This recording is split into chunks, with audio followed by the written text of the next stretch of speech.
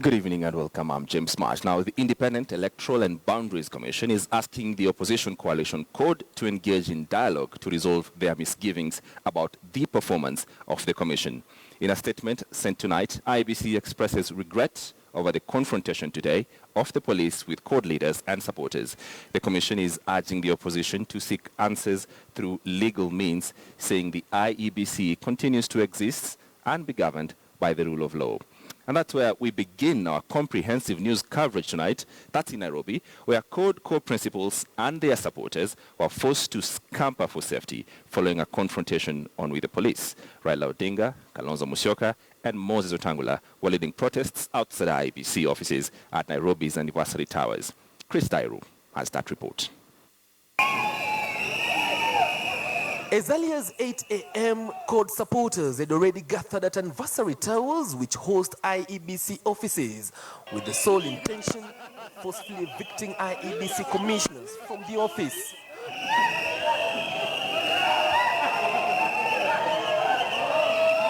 Braving the morning chill and rains which pounded most parts of Nairobi County, the supporters undeterred chanted CORD slogans as they waited for their principals to arrive.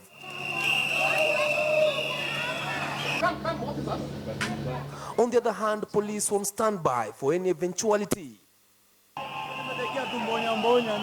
And after waiting for 6 hours, the CORD principals, led by Raila Odinga, arrived ready to address their supporters as well as occupy IEBC offices. But police had strict instructions not to allow anyone inside Anniversary Towers, although the leaders and their supporters would hear none of it.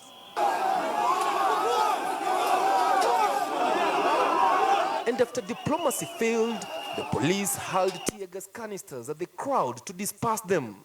Whether they like it or not,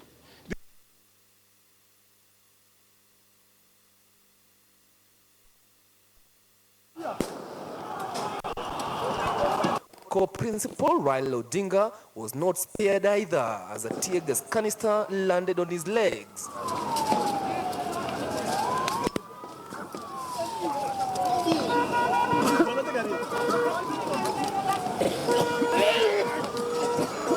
He was helped by his aides to access his car before they drove off from the scene.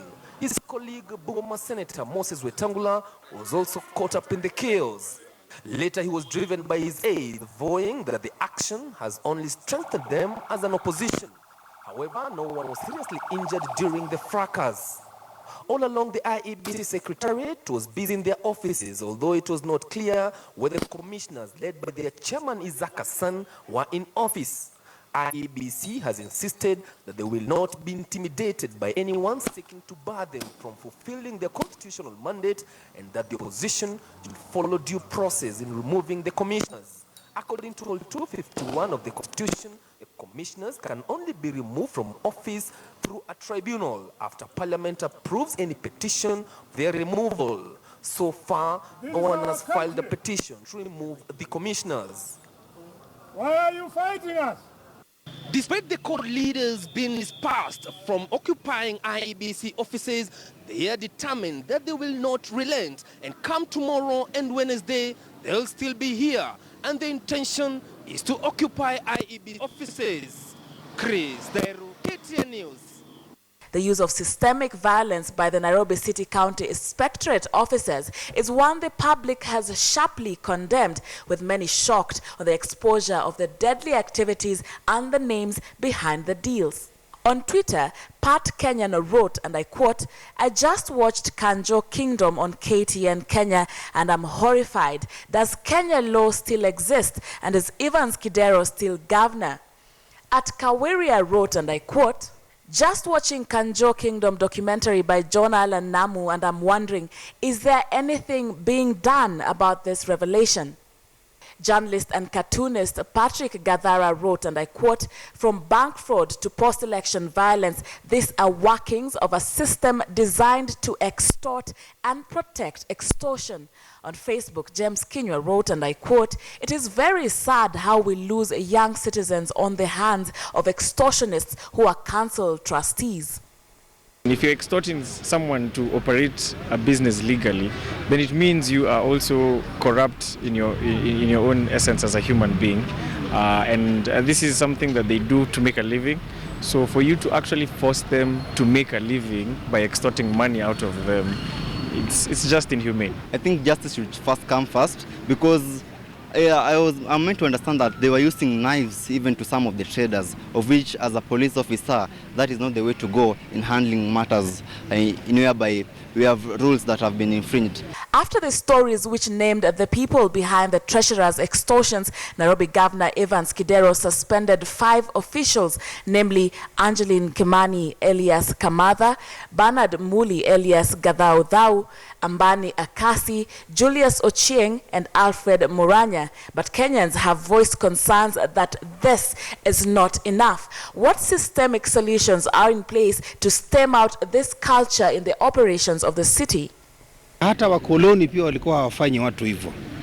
Kitu ambacho labda mimi ningesema ni kwamba wale ambao wametolea, yani majina yamepatikana katika hiyo list ya wale maaskari ambao wana vituko na tabia mbaya kama hizo za kuoza, washikwe, wafunguliwe mashtaka na wafungwe. What can we do now? I mean, we keep exposing them, we keep listing them, we keep putting money aside to kill corruption. We keep saying we're going to do things, When will we start doing them? That's the main question. Small-scale traders in Nairobi, many of whom managed to watch the series, say it is important that this conversation has begun and that heads have begun to roll. None would comment on camera for fear of being victimized. We attempted to reach the Nairobi County office for answers on some of these questions, but our attempts were in vain. Sharon Momanyi, KTN News. All right, let's get some politics now. How sure are you that your member of parliament actually transacts parliamentary business? Chances are he or she may be one of the MPs responsible for the constant quorum hitches, now raising serious concerns and often affecting progress in the August House. The spotlight returned on the performance of Parliament, ostensibly the National Assembly, as Kenya nearly missed on participating in 2016 Rio Olympics when Parliament failed to pass a bill as directed by World Anti-Doping Agency in time. This forced an extension which eventually saw the bill assented to by the President on Friday. On the floor of the House, a seemingly frustrated Cherangani lawmaker Wesley Koril on 8th March informed the Speaker why the passage of the bill took so long. Mr. Speaker, I have appeared 3 times before the Committee of Labour and there has never been quorum. So we haven't been able to move anywhere. And yet, Mr. Speaker, we have only less than 3 weeks before the deadline that we have been given by WADA to pass as a legislation to be able to allow this country to participate in this year's Olympics. And both the chair and the vice chair, I think as evidence of what the Honorable Koril is saying, are absent even now. It has to say the committee has ceased to operate, in which case then we can order its reconstitution. But it seems quorum hitches are the norm not only in departmental committees, but in the chambers as well, particularly on Wednesdays. Deputy Whip, can we have the quorum bell rung, please? Honorable members, as you can see for yourselves, we are still not able to conduct the business this morning because of quorum. And so I order that the quorum bell be rung for 10 minutes. Article 121 of the Constitution clearly states that the quorum of Parliament shall be 50 members in the case of National Assembly or 15 in the case of the Senate. But in the morning, you cannot whip when they are on the traffic coming. They are coming from their homes. That is 9 in the morning. So it becomes so difficult. It's a challenge, actually. The majority party's Chief Whip Katole Metito says that the way the House business is conducted could also be reason to constant quorum hitches. And again, this postponement of motions and bills, those have been completed but could not be put to question because of lack of numbers. It again piles the agenda of the following day. But I think the most appropriate way to go is to remove our quorum, just quorum, to remove it from the constitution and let it remain in the standing orders. Out of the 27 members of the National Assembly who never uttered a single word in the entire 2015 in the chambers, 5 of them, Gonzi Rai of Kinango, Kangema's Tiras Ngahu, Kipkrui Moyo from Gai, his Mgwen counterpart Alex Kosgei and Oscar Swede of Kapsaret, are yet to make their maiden speeches since they were elected 4 years ago, now with less than 15 months to go before the next general election. Duncan Hemba, KTN News. Let's stay with politics, and the Meru region has been described as the most distinct voting bloc in the traditional Mount Kenya region. But with only 15 months to the 2017 general election, the region has been embroiled in a bitter political duel as the leaders jostle for the over 1 million votes. On this week's Spotlight 2017, Murimi Mwangi explores the dynamics of the region likely to shape the 2017 politics, both at the grassroots and on national scale.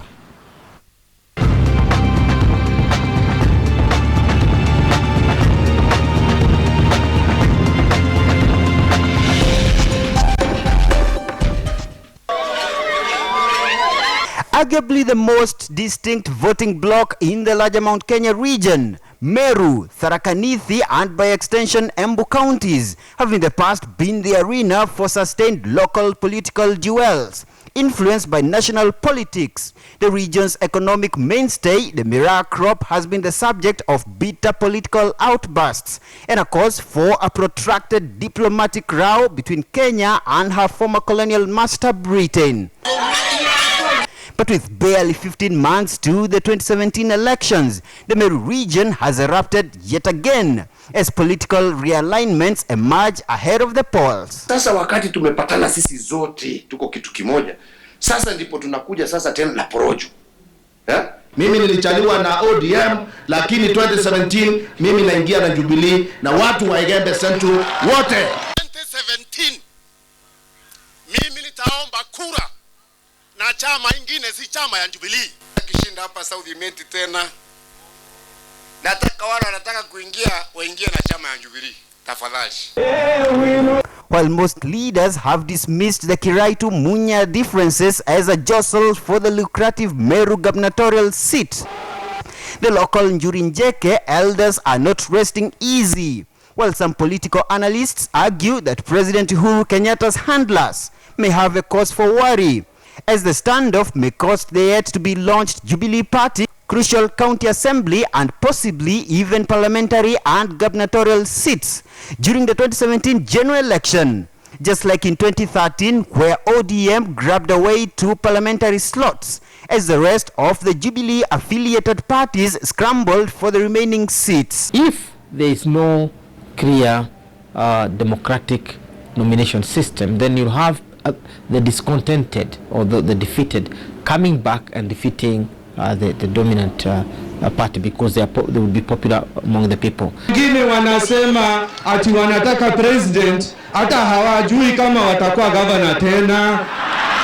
Sasa tunatafuta nini kweli? If situations are that the Meru find it more convenient to go it alone without the larger Mount Kenya region, then that's going to be the case.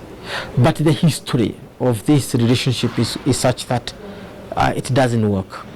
Wewe kama ni mwanaume kamili ama ni mama sawasawa, wewe lazima uamue kusimama na Wakenya wenzako. Wewe bandala ya kuchunga kwako, moto inaendelea kuenea huko. Kazi yako ni kuzunguka kwa wengine. Na ukibebana na psychophants ambao wanaenda wakikuimbia kwa kila mkutano. In 2013, CORD leader Raila Odinga campaigned in Meru on a platform of addressing the plight of miraa farmers. Last week, while the CORD leader was in Meru for the devolution conference, President Uhuru Kenyatta hosted a section of Meru leaders at State House in Nairobi, where he also announced a 1 billion shillings fund to caution Miraa farmers against market uncertainties. But analysts argue that the Miraa standoff will still be a campaign issue in 2017, as most residents are yet to recover from the slump in the product's exports 3 years on. I have not seen enough of the government as far as pushing at the diplomatic level so that Miraa can be sold in Tanzania, can be sold in Mozambique. We shall sit with you with a view kama ile tulifanya ya kahawa within 3 weeks. Hiyo task force iende itupatie agenda and a way forward on this issue. The debate will revolve around the expansion, the harnessing of alternative markets. Muremi Mwangi, KTN News in Nairobi.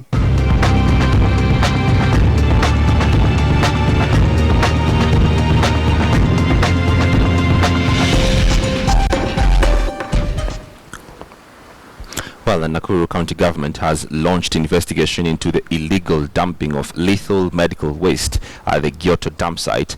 Tons of syringes and used blood bags are part of the medical waste that exposes residents to health hazards. Nakuru County Director for Environment, Kiogora Mureithi, is accusing private hospitals in Nakuru town of the careless dumping. He has promised dire consequences to those found guilty of the act.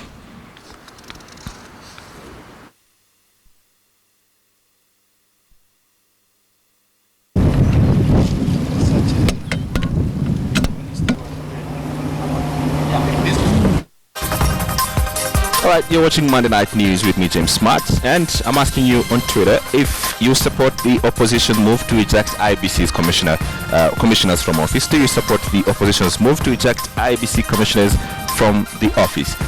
Tweet us at KTN News, at KTN Kenya, and at James Smart. And I'll be sampling your views as this bulletin does go on.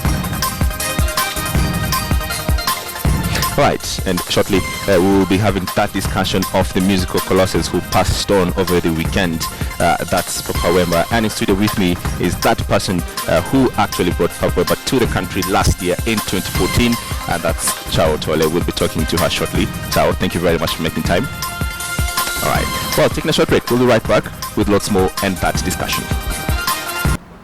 Alright, welcome back, and time for your business fix. Now, after weeks of speculation, it has finally been confirmed that National Bank of Kenya Managing Director Munir Ahmed and 2 top managers have been fired. The sackings announced by the NBK board through the Capital Markets Authority puts to rest an ongoing tussle for control at the troubled lender. In the latest twist of events in Kenya's banking sector, the National Bank of Kenya Board of Directors has taken action on top managers believed to have been involved in the bank's dwindling performance. Among those to have been let off include Munir Ahmed, the Managing Director, Chris Kisire, the Chief Finance Officer, as well as Boniface Biko, an Executive Director at the bank. NBK, in its trading results for 2015, reported an unprecedented 1.15 billion loss without notifying investors as stipulated by the capital markets rule.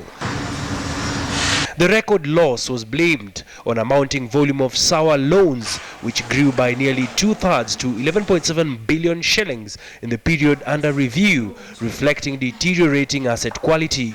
However, what was more questioning was the conflicting results that had in September of 2015 indicated a net profit of 2.25 billion shillings. For now, NBK is under the stewardship of Wilfred Musau as the acting chief executive officer, Cromwell Kedemi, acting retail and premium banking director, Francis Ogwao, acting integrated distribution channels director, and Njoroge, she's the acting chief credit officer, and Shadrach Kiamuko is the acting director, and Ruben Koech, acting corporate institution business banking director. Questions around corporate governance remain a touchy subject as a number of companies try to uphold best practices. Abi Agina, KTN Business. All right, now with the potential of generating 25 billion shillings into the Kenyan economy, coconut farming is slowly claiming its position as the mainstay of the coastal strip of Kenya, with a group of women under the Almasi Women Group demonstrating the immense potential of the plant. On this week's episode of The Next Frontier, Philip Ketani talks coconut farming.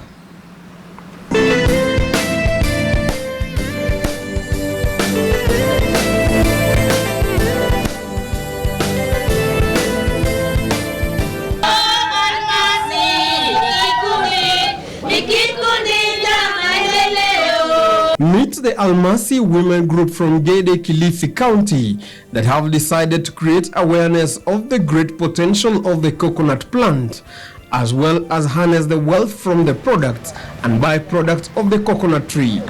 But at first, as they say, wisdom comes with age, these women group have foreseen a danger of a total wipeout of the coconut tree in the years to come if more of the trees is not planted, and the group has set up this coconut nursery to germinate tomorrow's coconuts. Msemo unasema wa Kiswahili, mwembe ni wa msimu, lakini mnazi hauna msimu. Throughout the year you get coconuts. You harvest coconuts, lakini mwembe unaenda labda twice a year. However, over the years the coconut tree has faced a myriad of challenges in pests and diseases, poor crop husbandry practices as a result of inadequate extension services to growers, leading to a drop in the tree's productivity. Coconut specifically, as you may realize, is a tree of life. Most of its products can be turned into various products and derivatives. The Ministry of Trade estimates that the country could cut its oil import and save over 8 billion shillings annually if it increases oil production from the coconut tree. Sisi huwa kazi yetu ni ya kutengeneza mafuta ya jua. Kwa hivyo mwanzo kabisa tunaosha mikono, tunaanza kukuna nazi, tumalize, na nazi zenyewe huwa ni nazi 25. Na 25 hizo unasikuna kwa njia nzuri, lakini humalize kifuvu. Currently, over 7.4 million trees that farmers have, 2.1 million are over 60 years old, a move that explains the drop in crop yields. Lakini sasa vijana sisi siku hizi tunaweka pesa mbele. Tunaukata ovyo ovyo tukitengeza mbao. Ambapo sasa tunaharibu mali ambapo sasa ni kitega uchumi chetu. According to these women, the beauty of the coconut tree is that you produce one product. Whatever comes in as a byproduct becomes a primary product for another chain. For instance, the shell of a nut, which is usually wasted, can be processed into coconut dust, which is used in horticulture as a growing medium and can also produce activated carbon charcoal, which could be used as an efficient fuel alternative. We are going to organize for a coconut festival in the next coming month here in the county. Products whose quality expectations have been standardized include coconut peat, coconut milk, cream, mnazi, cocoa wood sawn timber, makuti brooms, vinegar, cocoa syrup, machua nuts grading guidelines, and other tender coconut water. Unajaza kijiko kila usubuhi kabla ya kula. Philip Keitang for the next frontier.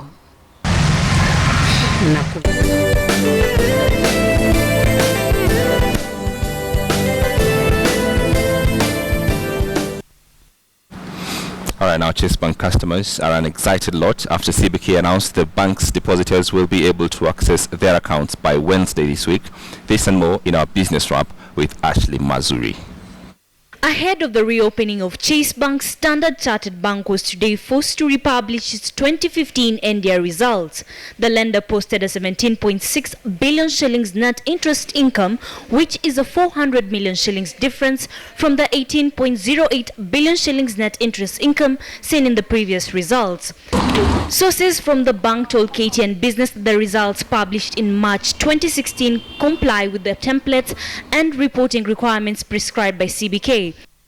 Meanwhile, Chase Bank customers will by Wednesday be able to access a substantial amount of money via ATM following announcements by CBK that operations at the bank are to resume as Kenya's largest bank by assets. The KCB Group prepares to take over the management of the troubled Chase Bank. In Kisumu County, Chase Bank depositors were seen checking their accounts at various access points. They put some money there, around 15,000. The day I came to withdraw the money, I just got a notice and the policemen around. Kenya has received a 500 million shillings grant from Saudi Arabia Development Fund meant to facilitate water for schools in northern Kenya. According to the Water and Irrigation Cabinet Secretary Eugene Wamalwa, the project will not only target schools but also surrounding communities. We will and we are preparing to embark on a program of water for schools. Ashley Mazuri, KTN Business. The Financial Report. in association with Standard Chartered Mortgage, the mortgage that gives you more than just your dream.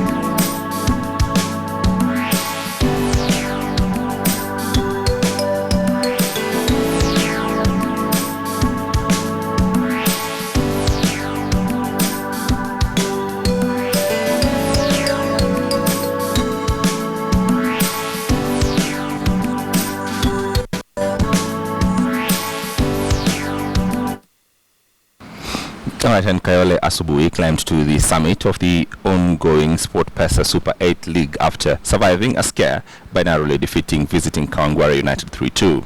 Francis Dairu, the towering striker who has scored 13 goals this season, broke the deadlock in the 40th minute when he rose gallantly to head home the first goal for Kawangware in the 40th minute.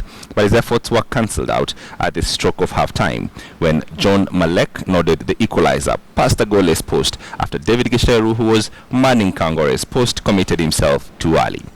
The East Side heavyweights piled pressure on their visiting opponents, pressing with skiting attacks that led to a penalty in the 65th minute that Joel Mutua converted in the easiest of ways possible for Asubuhi to take the second half lead. 9 minutes after restart, Kawangware were also awarded a penalty after a player was hacked down in the area, and Daniel Muturi stepped up to take the sport kick, which he flawlessly dinked home for a 2-2 scoreline. It was Samuel Mbaya who rescued the situation for the home side as the last-minute shot proved the difference in the match, to the delight of Kayole Asubuhi, who made a sigh of relief after the 90th minute having bagged the maximum points. And now, as the national women's football team, Harambee Starlets, anxiously await for their maiden African Cup of Nations appearance in December, Veronica Wafula, who missed the qualifiers due to a knee injury, hopes she will get a call-up to the team that will represent Kenya in Cameroon. The Kitale-based player says her journey to the top has not been easy, especially after apparent persuasion to ditch the sport widely considered a male front.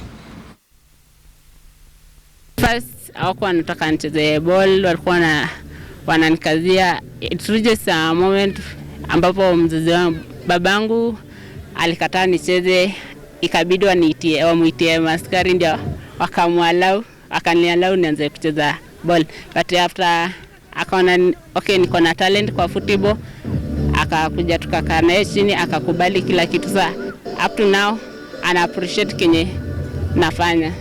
Kwangu mimi binafsi nimeanza ku train so that wakianza selection tena najua nda make kwa hiyo selection ya kwenda ni Cameroon.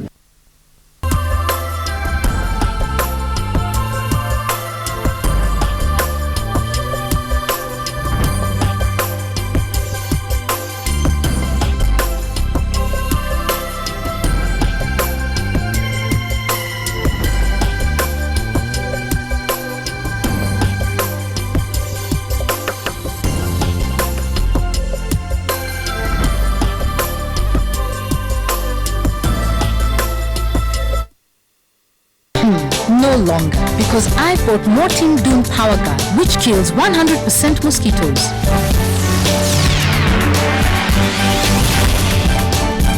Mortein Doom Power Guard kills 100% mosquitoes. All right, thank you very much for your company. That has been Monday Night News on behalf of Super Producer Tariq, Super Director Okedi, and Super Editor Eleanor Zero, and the entire team at KTN News. Thank you very much for your company. We'll do this all over again next week, same station, same time. My name is James March. Have a lovely night.